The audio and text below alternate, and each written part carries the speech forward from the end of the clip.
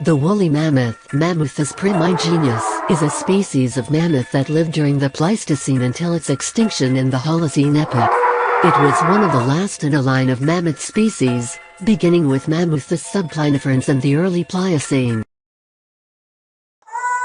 The woolly mammoth began to diverge from the steppe mammoth about 800,000 years ago in East Asia.